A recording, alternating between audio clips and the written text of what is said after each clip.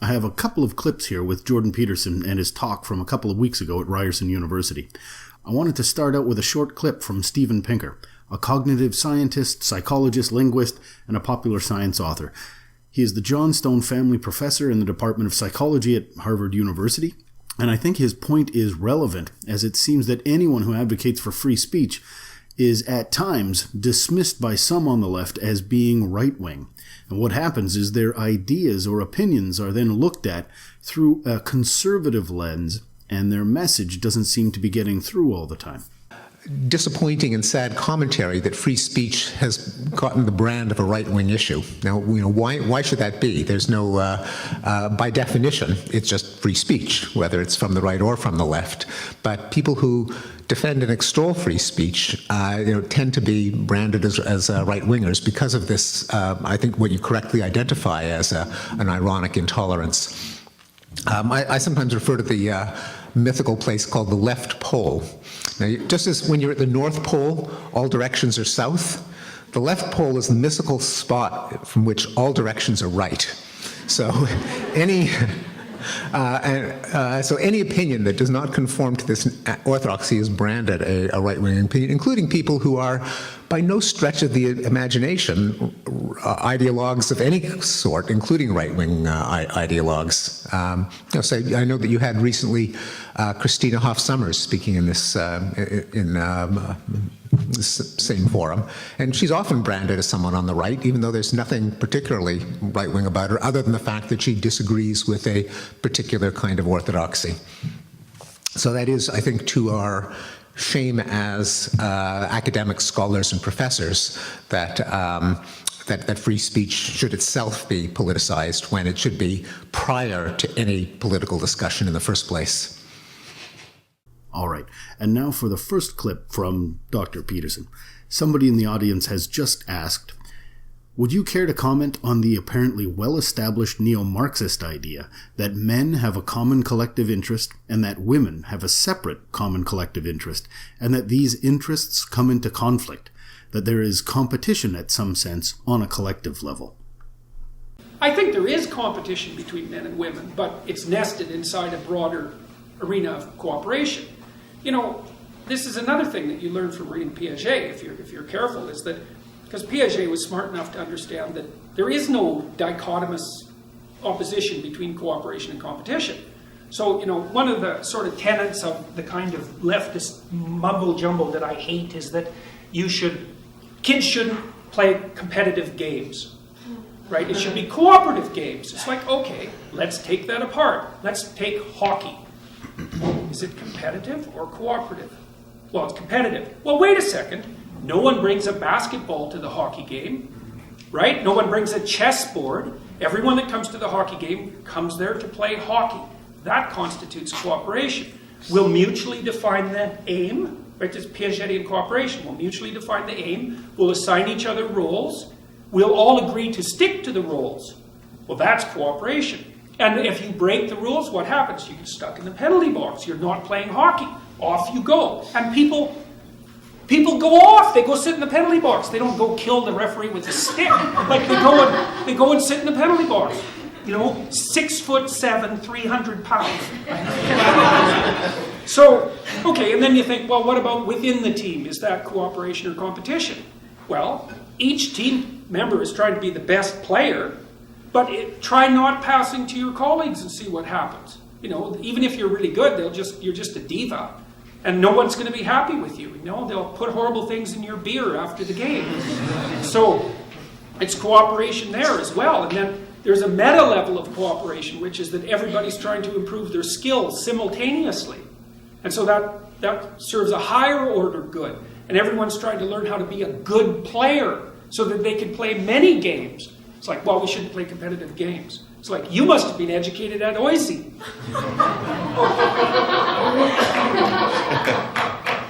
Sad. It's very sad.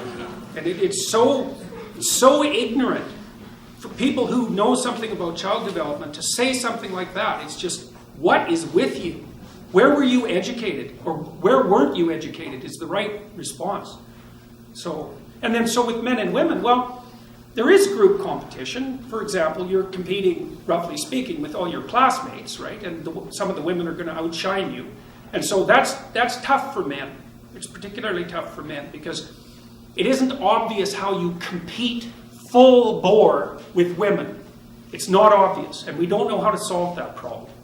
And then, of course, status in relationship to the male hierarchy is more important for men than it is for women because women pick their mates based on their position in the social hierarchy. And so that puts men also in an awkward way. It puts women in an awkward position too. Like a lot of you women, let's say there's a fair number of you here who have an IQ of more than 130, which puts you in like maybe the top, you're 1 in 20, 95th percentile. And then, you've got pretty good career propositions. So like your pool of eligible mates is minuscule. And the data shows that clearly. If I remember correctly, a 15-point increase in IQ for a woman decreases her probability of finding a partner by about 40%. It's something like that. It has zero effect for men, by the way, because men mate across and down dominance hierarchies, not across and up. So if you're a smart woman and you're attractive and you're young and you're hardworking and you have a good career, it's like you need a man who's smart, hardworking, young, who has a good career, but he has to be a little better at those things than you. It's like, good luck. Good luck. It's going to be rough because there just aren't that many people like that. And so there's another problem that faces women too, which is you're not going to be smart, hardworking, with a good career till you're 30. Well, then you have to compete with 25-year-old women. And so that's also an insoluble problem because the thing about 25-year-old women is they put less stress on men. Why? Because they can have babies for an extra 5 years. So every guy thinks, yeah, I'll have kids sometime. Because he can think that. He can have kids till he's 80. What the hell does he care? Women, no, 35, 40, you better get it together by then. And so when you're 30 and you've got your act together, you've got those 25-year-old women to compete with. And men don't care about your damn status. So it's rough. So there is lots of competition between men and women, but it's nested inside a much broader domain of cooperation. Marriage is this fundamental solution to that. And I think the evidence for that is also clear. It's like it's better for women, you have a better sex life, you're healthier, your kids are better off, you're not nearly as likely to plummet into a lower socioeconomic category, which almost always happens to women who get divorced. Because it's hard. You got one income, you got kids, good luck. Like, you're poor. And if you're not, it's because you're working. So often, the only time you have to have a date is with some psychopathic man who's useless and can bend his schedule around yours. Yeah, well, I've seen plenty of this, man. I'm not talking through my hat. I know exactly what the hell happens when you're a little older and a little poorer and a little more desperate. It's not exactly fun. So I wouldn't recommend that you end up there. So. Okay, on that happy Valentine's Day note. Jordan Peterson is giving a talk at the National Gallery in Ottawa on March 9th. His talk is about the psychology of creativity and has nothing to do at all with his positions on free speech or political correctness. He was invited well before any of this discussion had even begun. There is a petition to have him disinvited. The organizer of the petition has tweeted out, "If public citizens want to rent space and pay to have a bigot speak, that is their right. But our public money should fund inclusiveness." A CBC News article quotes her as saying, "Art itself has always been, historically, a safe space, a safe place for the queer community.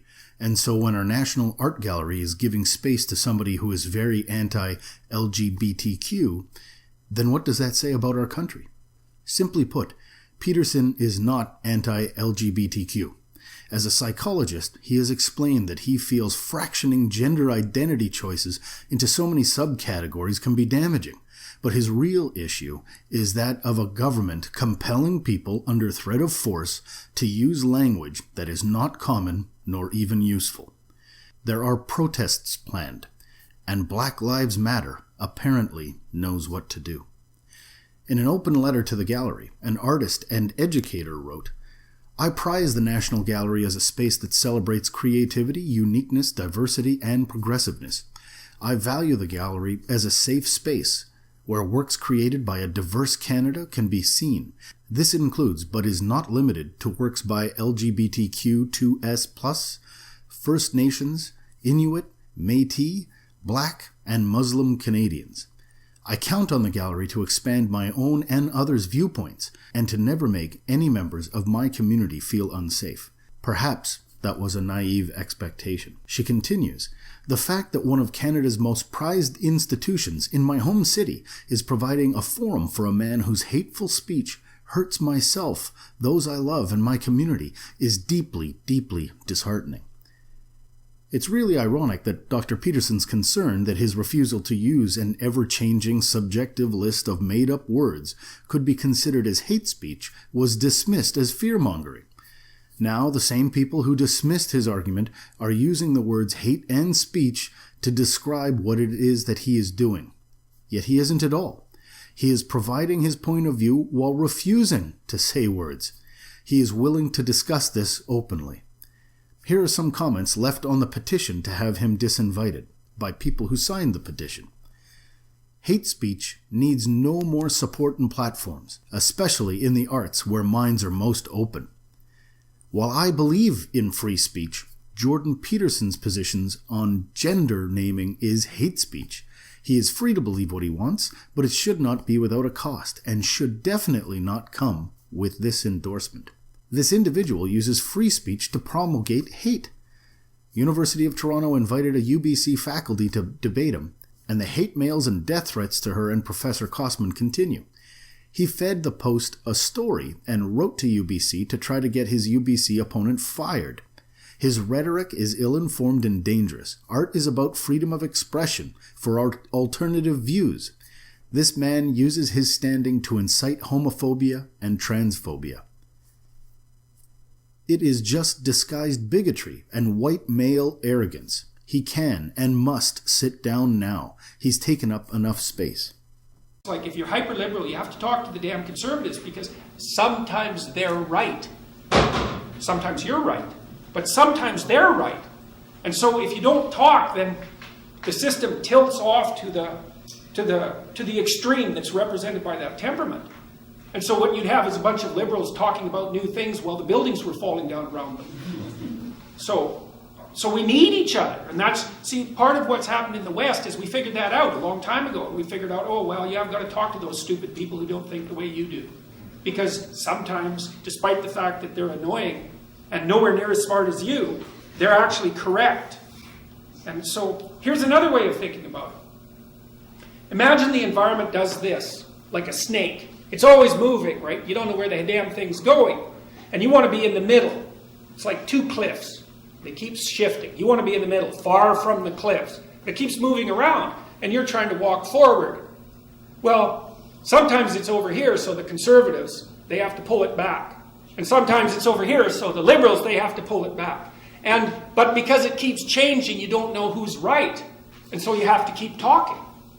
And that's what a democratic society actually allows for. Exchange the opinions, move the damn polity so that we can stay in the middle of the snake, roughly speaking. And so you got to have some respect for people who aren't like you. They're actually not like you. So I figured out recently, I think, that I couldn't figure out why openness and conscientiousness are the dimensions that are determining political belief, because they're not even correlated. So why the hell do they clump for political belief? And I think I figured it out. I think it's because of borders. I think the fundamental political issue is how open versus closed borders should be. And I don't just mean borders between states. I mean borders between states. I mean borders between institutions, borders between genders, borders between sexes, borders between ideas. The conservatives say, keep everything where it belongs because it's working. And the liberals say, yeah, it's working for now, but unless we make some adjustments, it's not going to keep working. And they're both right. So we better have the dialogue, because otherwise we wander off the cliff, on the left or the right. And we know where that goes. There's flames down at the bottom of those cliffs. And people die horribly down there. And we've seen that on the right and the left. We've had plenty of evidence for that. Now, it's one thing for a group of people to talk about being open-minded and tolerant while throwing out words like bigot and homophobe. It's another thing to actually be open-minded and be tolerant while throwing out ideas like we need each other, and that's what we do in a democratic society. The crazies are living at the left pole, and to them all directions lead to the right. They're too stubborn in their ideology to even see another point of view without defining it as wrong and extremely conservative. And that doesn't help anyone. If you like the video, smash that like button. If you don't like it, leave a comment explaining why. If you have nothing to add, ZeroFox given.